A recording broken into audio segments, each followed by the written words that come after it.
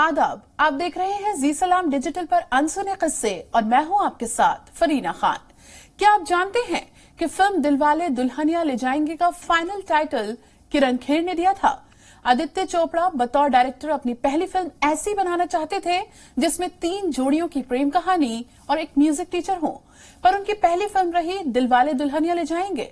आखिरकार उनका ख्वाब पूरा हुआ साल 2000 में फिल्म मोहब्बतें से। और एक बात बताएं आपको, फिल्म में पहनी शाहरुख खान की famous leather jacket Uday Chopra ने कैलिफोर्निया में हार्ले डेविडसन के शोरूम से $400 में खरीदी थी। फिल्म के सिमरन यानी काजोल के मंगेतर कुलजीत के रोल के लिए भी पहले अरमान कोहली से बात की गई थी, लेकिन क्योंकि ऑडिशन पर परमीत सेठी बूट्स, जीन्स और वेस्टकोट पहनकर आए थे तो स्क्रीन टेस्ट में पास हो गए। और एक बार पहला रिकॉर्ड होने वाला गाना मेरे ख्वाबों में जो आए, आदित्य चोपड़ा ने 24 बार आनंद बख्शी साहब से अलग अलग लाइनें बदल कर ये गाना लिखवाया और फिर फाइनल किया। इन्हीं तरह के वीडियोस के लिए आप देखते रहिए जी सलाम डिजिटल।